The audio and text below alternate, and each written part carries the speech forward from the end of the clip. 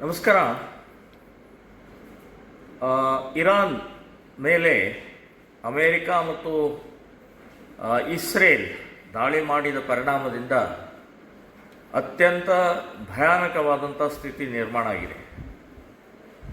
ಕಳೆದ 35-36 ವರ್ಷದಿಂದ ನಿರಂತರವಾಗಿ ಸರ್ವಾಧಿಕಾರಿ ಇದ್ದಂಥ ಖೊಮೈನಿಯ ಹತ್ಯೆ ಆಗಿದೆ.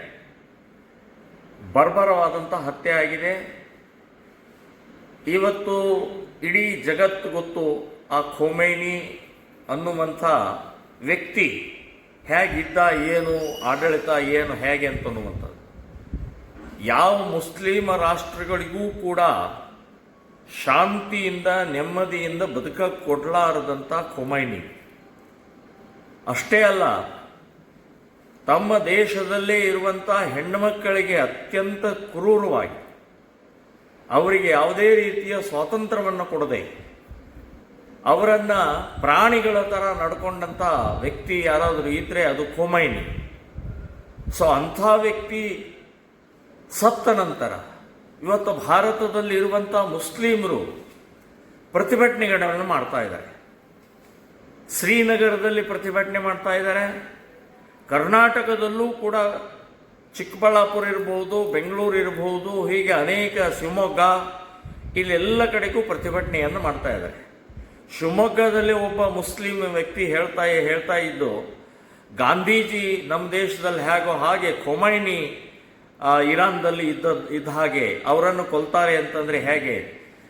ಏನು ವಿಚಿತ್ರ ಅಂತಂದರೆ ಗಾಂಧೀಜಿ ಜೊತೆಗೆ ಹೋಲಿಸ್ತೀರಿ. ಗಾಂಧೀಜಿ ಅಹಿಂಸಾವಾದಿ, ಖೊಮೈನಿ ಹಿಂಸಾವಾದಿ, ಅತ್ಯಂತ ಹೀನವಾದಂಥ ಕ್ರೂರಿಯಾದಂಥ ಒಬ್ಬ ಆ ವ್ಯಕ್ತಿಯ ಬಗ್ಗೆ ಇವತ್ತು ಗಾಂಧೀಜಿಯವ್ರ ಜೊತೆಗೆ ಹೋಲಿಸ್ತೀರಿ. ನಾಚಿಕೆ, ಮಾನ, ಮರ್ಯಾದೆ ಏನಾದರೂ ಇದೆಯಾ ನಿಮಗೆ? ಯಾರು ಏನನ್ನು ಹೋಲಿಸ್ಬೇಕು ಅನ್ನೋದು ಗೊತ್ತಾಗೋದಲ್ವ ನಿಮಗೆ? ಇಲ್ಲಿ ಕರ್ನಾಟಕದಲ್ಲಿ ಕೆಲವೊಂದು ಮಹಿಳೆಯರೇ ಅಳತಾ ಇದ್ದಾರೆ, ಬೇರೆ ಬೇರೆ ರೀತಿಯ ಅಳೋದು. ಇವು ನಿಮಗೆ ಅವರು ಸ್ವಾತಂತ್ರ್ಯ ಕೊಟ್ಟಿಲ್ಲ. ಬುರ್ಕಾ ಹಾಕೊಳ್ಳದೆ ಇರೋದು ಗುಂಡು ಹಾರಿಸಿದನು. ಸೊ ಅಂಥ ಖೊಮೈನಿಯ ಬಗ್ಗೆ ಕರುಣೆ ತೋರಿಸುವಂಥದ್ದು ಅನಾವಶ್ಯಕವಾದ್ದು. ನಮ್ಮ ದೇಶದಲ್ಲಿ ಆ ಖೊಮೈನಿಯ ಒಬ್ಬ ರಾಕ್ಷಸನ ಪರವಾಗಿ ಈ ದೇಶದ ಮುಸ್ಲಿಮರು ಪ್ರತಿಭಟನೆ ಮಾಡೋದು ಎಳ್ಳಷ್ಟು ಶೋಭೆ ತರುವಂಥದ್ದಲ್ಲ.